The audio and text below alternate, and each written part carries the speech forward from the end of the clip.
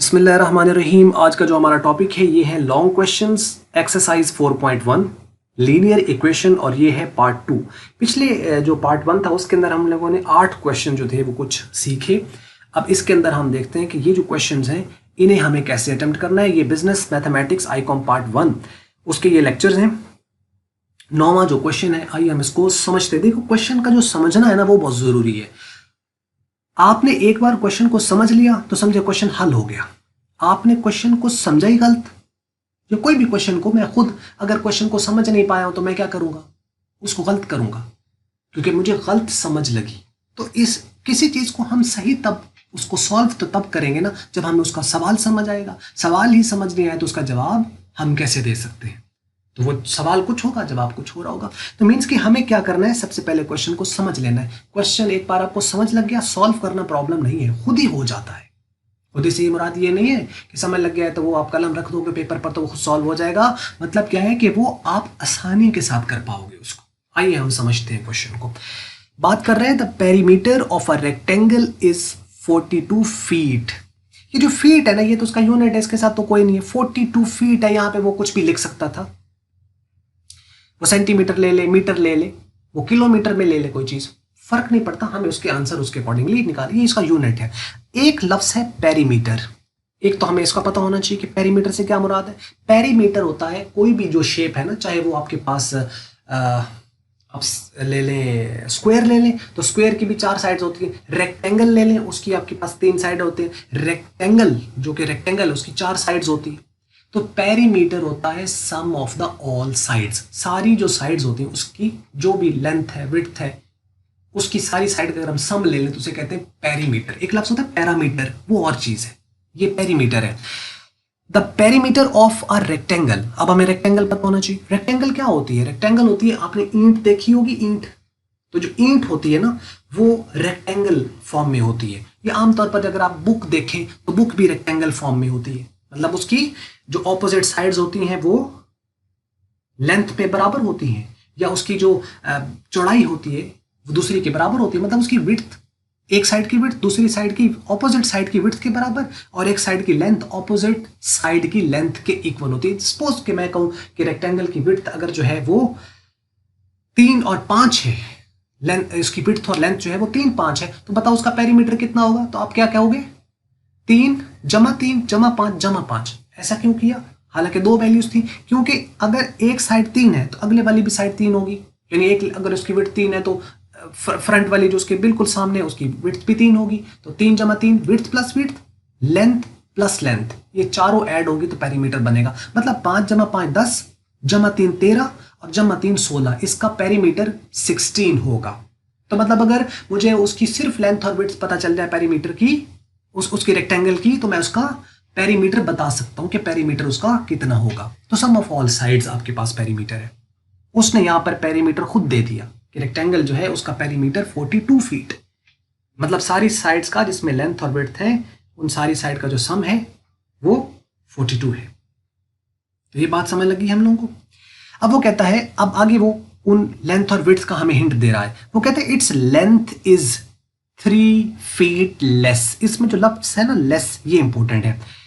Then 5 times it's width, यानी 5 time it's width, यानी उसकी जो विड्थ है उसका 5 टाइम्स और 3 लेस।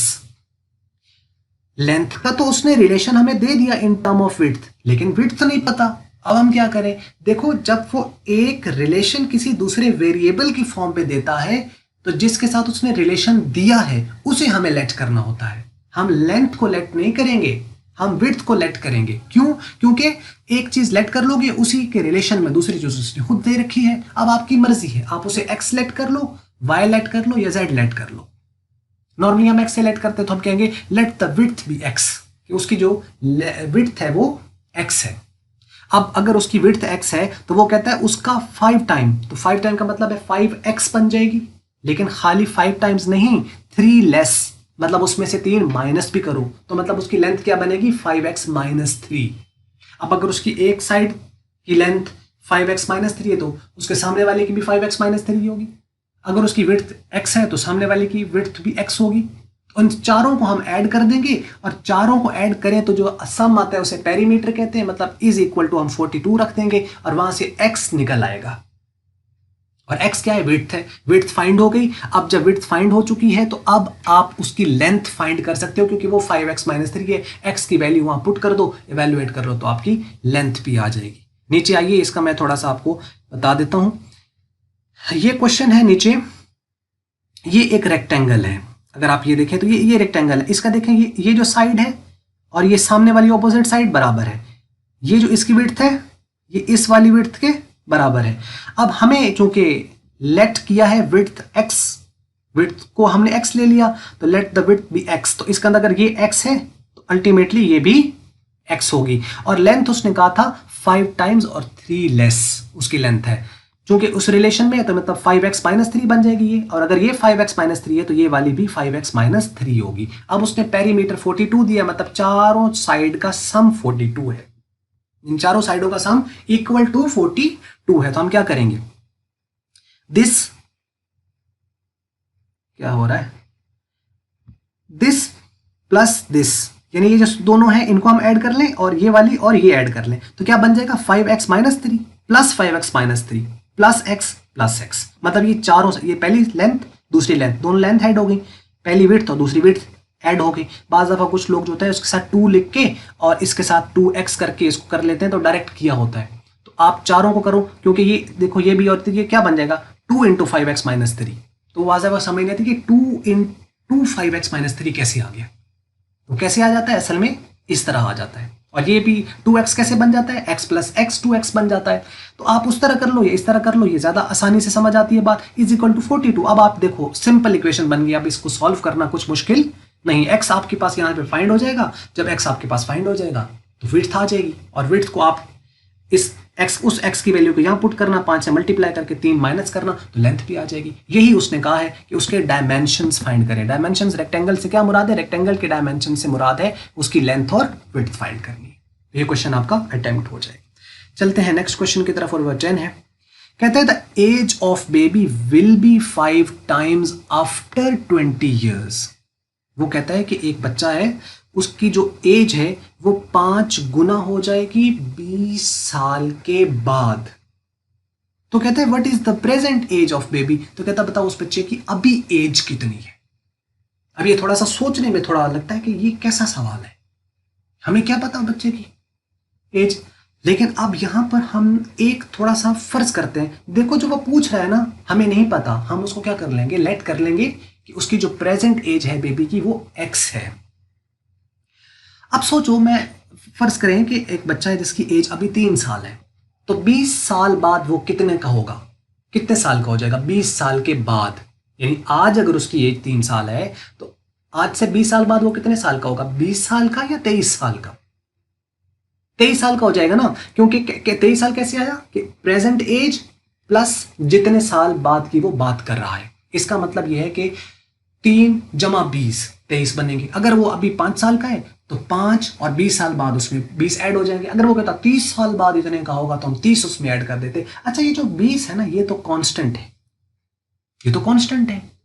लेकिन वेरिएबल क्या है, अभी की एज जो उसकी बदलती जाएगी। अभी वो 3 साल का, तो 20 साल बाद तो वो 3 साल का नहीं रहेगा, बदलेगी with the passage of time. Age time के एतबार से बदलेगी। इसका मतलब ये हुआ कि एक चीज तो हमें ये खुद से समझ आ गई कि उसकी प्रेजेंट एज हमें नहीं पता, हम कहते हैं x है, तो 20 साल बाद वो कितने का होगा, x + 20 का। ये बात समझ आती है कि अभी अगर वो x ईयर्स का है तो 20 साल बाद वो x + 20 ईयर्स का होगा। ये बात हमें समझ आई।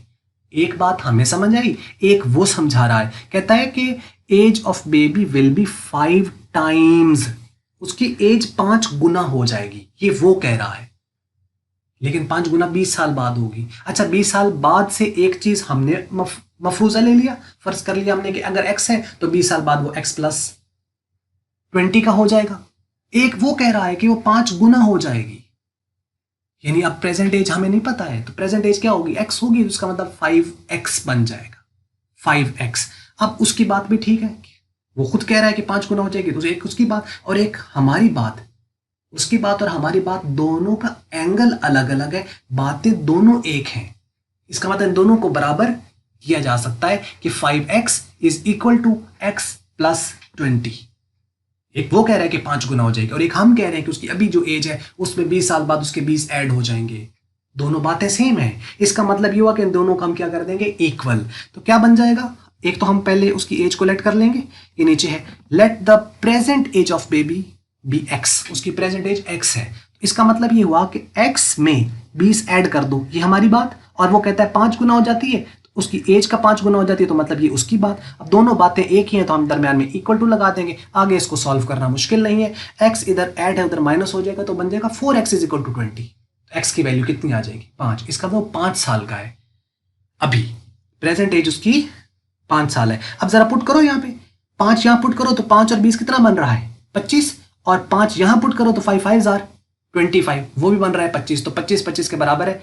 क्लियर होगी बात। तो यहाँ यानी एक थोड़ा सा सेटिस्फेक्शन मिल जाता है कि हम जो चल रहे हैं वो सही चल रहे हैं। अब आइए नेक्स्ट जो क्वेश्चन है उसको हम देखते हैं। तीसरा सवाल है, if the sum of two numbers is 175, दो नंबर है उसका सम 175 है।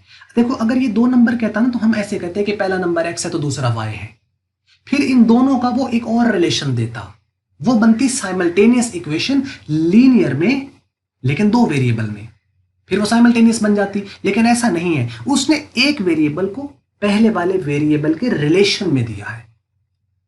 जब एक वेरिएबल, दो वेरिएबल ले और एक वेरिएबल वो ना बताए लेकिन दूसरा वेरिएबल उस पहले वाले के रिलेशन में दे दे, तो वो लीनियर इक्वेशन ही होती है इन सिंगल वेरिएबल में। अब देखो 2 तो है, ठीक है, 2 नंबर्स हैं और उसका सम उसने कहा है कि 175 है। वो ये भी कह सकता था कि उनका सब्ट्रैक्शन इतना बन रहा है, तो कोई मसला नहीं है। आपने गौर करना है कि सब्ट्रैक्ट कहां पर हो रहा है, सम कहां पर हो रहा है, मल्टीप्लाई कहां पर हो रहा है और डिवाइड कब हो रहा है, क्या कर रहा है उसको। दो नंबर का सम जी 175 है। अब वो कहते हैं one number is 25 more than other, एक नंबर दूसरे नंबर से 25 ज्यादा है। अब हमें नहीं पता पहले वाला नंबर क्या है, लेकिन चूंकि दूसरे वाला नंबर पहले के रिलेशन में है तो हम इन दोनों नंबर को x की फॉर्म में लेंगे। इसको मैं आपको इधर ही बता देता हूं, बहुत आसान है, शायद आप समझ गए होंगे। वो नंबर्स फाइंड करें जी। अब हम कहते हैं कि लेट पहला नंबर जो है वो x हो गया। अगर पहला नंबर x है तो दूसरा नंबर कौन सा होगा, उसमें वो कहते हैं कि दूसरा नंबर उससे 25 ज्यादा है, तो इसका मतलब x प्लस 25 हो जाएगा। इसको यहां x 25, तो यानी अगर पहला हमने x लेट कर लिया तो दूसरा उसने खुद कहा कि जो दूसरा है वो 25 उससे ज्यादा है। वो अगर कहते थे 25 कम है तो हम इसकी जगह प्लस की जगह माइनस लगा देते, फिर हम माइनस लगा देते। इसका मतलब चूंकि उसने कहा है कि वन नंबर इज मोर, इस मोर की वजह से हमने प्लस लगाया, यहां वो लेस लिख देता तो हम यहां माइनस लगा देते। तो यानी क्वेश्चन को आपने ध्यान से समझना है, अगर आपने समझ लिया तो क्वेश्चन सॉल्व हो गया। अब ये वो दो नंबर तो मिल गए, अब वो क्या कहता है, उन दो नंबर का सम 175 है, मतलब पहला नंबर ये दूसरा नंबर ये, तो क्या बन जाएगा x plus 25 is equal to 175। तो ये दोनों ऐड होकर 2x बन जाएंगे, 25 इधर प्लस उधर माइनस हो जाएगा तो बन जाएगा 2x इज इक्वल टू 150, और 2 इधर डिवाइड करते तो 75। इसका अंदर पहला नंबर x जो है वो 75 है। अब उसमें 25 ऐड कर लो तो कितना बन गया, 75 प्लस 25 इज इक्वल टू 100, दूसरा नंबर पर 100 है। इसका अंदर पहला 75 और दूसरा 100, तो 100 और 75 कितना बनता है सम, 175। तो यहां से चेक भी हो जाता है कि ये हम लोगों ने सही अटेम्प्ट किया। ठीक है, तो यानी आपने इस तरीके से इसको समझ के करना है। देखो इसी तरीके से ये क्वेश्चन है, कोई प्रॉब्लम नहीं है इनके अंदर। फाइंड द नंबर, वो नंबर फाइंड करो if 10 is added to the number, वो नंबर फाइंड करो जिसमें 10 हम ऐड करें। हमें नहीं पता वो नंबर क्या है, लेकिन वो कहता है 10 is added to the number. हमने लेट किया कि let the number be x, तो हमने x लेट कर लिया। वो कहते हैं 10 is added to the number, number x है उसमें 10 ऐड करना है, तो लो जी ऐड कर दिया। अब वो कहता है and the result is multiply, उसने ये नहीं कहा कि 10 को मल्टीप्लाई x को मल्टीप्लाई, कहता है result is multiplied by 5। Result क्या है, x प्लस 10, ये है रिजल्ट। इस रिजल्ट को हमने 5 से मल्टीप्लाई करना है, तो मतलब इसके हम ब्रैकेट लगा देंगे और इसको हम 5 से मल्टीप्लाई कर देंगे। फिर कहते हैं देन 20 इज सब्ट्रैक्टेड, फिर उसमें से 20 माइनस कर दो। तो ठीक है, हमने माइनस लगाया और 20 माइनस कर दिया। तो कहता है the result is 100, result is 100 is equal to 100।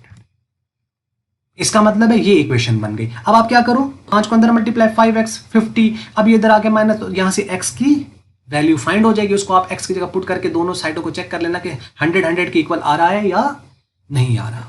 तो ये बात समझ लगी होगी। और आखिरी सवाल है यहां पर, वो बात कर रहा है कि find the number if 7 is subtracted and the result is multiplied by 12 giving a result 6 times the number. अब हमें नहीं पता वो नंबर क्या है, हम कहते हैं let the number be x, वो कहते हैं 7 इज सब्ट्रैक्टेड, हमने इसमें से 7 माइनस कर दिया। रिजल्ट इज मल्टीप्लाइड बाय 12, चूंकि रिजल्ट को मल्टीप्लाई करना है पूरे को, तो इसको हम ब्रैकेट में ले लेंगे और इसको हम 12 से मल्टीप्लाई कर देंगे। गिविंग अ रिजल्ट, वो रिजल्ट दे रहा है, is equal to 6 time the number. Number क्या था x, तो 6 टाइम मतलब 6x, तो ये बन गई। आगे अब ये सॉल्व हो सकती है, इसको अंदर मल्टीप्लाई कर दो और उसके बाद x वाली एक तरफ ले जाओ, कांस्टेंट एक तरफ ले जाओ, x की वैल्यू निकाल लो, वो नंबर निकल आएगा। ठीक है, तो वो इस तरीके से ये सॉल्व हो जाएगी। नहीं जी, ये थी वीडियो, उम्मीद करते हैं आपको समझ लगी होंगी। और अगर आपको मल्टीपीडिया की वीडियो अच्छी लगी, इसको आप लाइक कर लें, शेयर कर लें दूसरों के साथ। अगर आपको अच्छी नहीं लगी, इसको आप कर दें डिसलाइक। और वीडियो देखने का बहुत शुक्रिया।